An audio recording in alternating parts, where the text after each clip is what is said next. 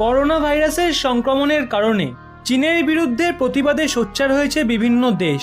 ধূর্ত চীনের চালাকি সমস্ত বিশ্বের কাছে ধরা পড়তেই বিশ্বের সমস্ত দেশ সচেতন হয়ে গেছে। তারা চীনের সাথে থাকা ব্যবসায়িক চুক্তিগুলোকে রিভিউ করার কাজে নেমে পড়েছে। এই পরিস্থিতিতে কিছু দেশ ভারতের ওপর নির্ভর করতে শুরু করে দিয়েছে। ইউনাইটেড কিংডম তাদের দেশে 5G টেকনোলজির জন্য হুয়াওয়েকে সম্মতি দিয়েছিল, কিন্তু করোনা ভাইরাসের কারণে ব্রিটিশ প্রধানমন্ত্রী বরিস জনসন অসুস্থ হওয়ার আগেই এই 5G টেকনোলজি বাতিল করার কথা বলেছিলেন। বরিস জনসনের অসুস্থতার কারণে ব্রিটেনের বিদেশমন্ত্রী এখন সেখানকার দায়িত্বভার সামলাচ্ছেন। ব্রিটেনের এক আধিকারিক জানান, এই 5G টেকনোলজি তারা বাতিল করার সিদ্ধান্ত নিয়েছেন, যার দরুন আবারও পরিষ্কার হয়ে যাচ্ছে তারা এই সংকটের পরিস্থিতিতে চীনের সঙ্গে কোনো রকম বাণিজ্য করতে চাইছেন না। আবার অন্যদিকে ফ্রান্সও একটি বড় ঘোষণা করেছে, এবার থেকে বৈদেশিক বাণিজ্যের ক্ষেত্রে তারা চীনের থেকে ভারতকে বেশি প্রাধান্য দেবে। ইউরোপিয়ান ইউনিয়নেও এখন আর একতা নেই। ভারত ব্যবসার দিক থেকে বর্তমানে খুবই বৃহৎ একটি মার্কেট। ইউরোপিয়ান কান্ট্রিগুলো এখন ব্যবসার দিকে ভারতের সঙ্গে বেশি সমঝোতা করবে, এমনকি সুরক্ষার দিকেও ভারতের ওপরই নির্ভর করবে। এর ফলে ভারত ও ফ্রান্সের সম্পর্ক আরও জোরদার হয়ে উঠবে। বিশ্বের অন্যান্য দেশও এখন চীনের বিকল্প হিসেবে ভারতের কথা ভাবছে। বিশ্ব এখন চীনের সঙ্গে আর কোনো ব্যবসায়িক সম্পর্কই রাখতে চাইছে না। চীনের জায়গায় তারা দেখতে চাইছে ভারতকে। জাপানের যে সমস্ত কোম্পানি চীনে ব্যবসা করত তাদেরকে সেখান থেকে সরিয়ে নিতে চাইছে জাপান।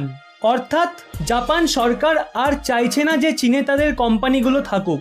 জাপান সরকার চীনে অবস্থিত জাপানের কোম্পানিগুলোকে বলেছে হয় জাপানে ফিরে যেতে, নয়তো বিশ্বের অন্য কোনো দেশে চলে যেতে, এবং জাপান সরকার এই জন্য ওই কোম্পানিগুলোকে অর্থ সাহায্য করতেও রাজি আছে। প্রায় 350-400 আরব ডলার অর্থবিশিষ্ট জাপানের কোম্পানি চীনে ব্যবসা করত, যাতে চীনের অনেক মুনাফা হতো। জাপানের এই সমস্ত কোম্পানিগুলো চীনের প্রায় 3-4 লক্ষেরও বেশি নাগরিককে কর্মসংস্থানের ব্যবস্থা করে দিয়েছিল। তবে এখন জাপান সরকার তাদের কোম্পানিগুলোকে চীন থেকে সরিয়ে নিতে চাইছে। জাপানের যে সমস্ত কোম্পানি চীনে ব্যবসা করত তারা এখন আর সেখানে থাকতে পারবে না। তাদের হয় জাপানে, না হয় অন্য কোনো দেশে চলে যেতে হবে। কিন্তু এই কোম্পানিগুলো আর জাপানে ফিরে যেতে চাইছে না। তার কারণ জাপানের শ্রমিকদের মজুরি অনেক বেশি, সেখানে নিয়ম নিষেধ অনেক বেশি এবং কমার্শিয়াল ট্যাক্সও অনেক বেশি। সেই কারণে ওই কোম্পানিগুলো এতদিন চীনে ব্যবসা করত। এখন এই পরিস্থিতিতে ওইসব কোম্পানিগুলো চীন থেকে বেরিয়ে ভারতে ব্যবসা করতে চাইবে। তার কারণ অন্যান্য দেশের তুলনায় ভারতে কমার্শিয়াল ট্যাক্সও অনেক কম।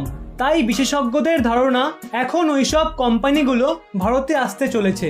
এই ঘটনাকে কেন্দ্র করে চীনের মিডিয়া জাপানকে গুন্ডা বলেছে বলে অভিযোগ উঠেছে। তাদের ধারণা ভারত ও জাপান মিলিতভাবে এই কাজ করেছে। ভারতকে লাভবান করার জন্যই জাপান এই সমস্ত কাজ করেছে বলে জানাচ্ছে চীনা অধিবাসীরা। ভারত ও জাপানের মধ্যে একটা ভালো সম্পর্ক রয়েছে। অর্থনৈতিক দিক থেকেও একে অপরকে অনেক সাহায্য করে। ভারত কোনো প্রজেক্ট শুরু করলেই তাতে জাপানের সহযোগিতা থাকবে।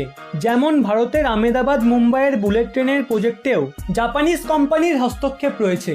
তাই চীন থেকে জাপানের কোম্পানিগুলো বেরিয়ে এসে ভারতে আসার সম্ভাবনা রয়েছে প্রবল। অন্যদিকে মার্কিন যুক্তরাষ্ট্র এবং চীনের মধ্যে চড়া শুল্ক নিয়ে টানাপোড়েন চলছে অনেকদিন ধরেই। এবার ওই দুই দেশের দ্বিপাক্ষিক সম্পর্কে কাটা হয়ে দাঁড়িয়েছে নোভেল করোনা।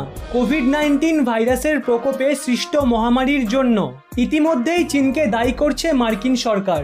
এবার চীন থেকে ব্যবসা গোটানোর চিন্তাভাবনাও করছে মার্কিন যুক্তরাষ্ট্র।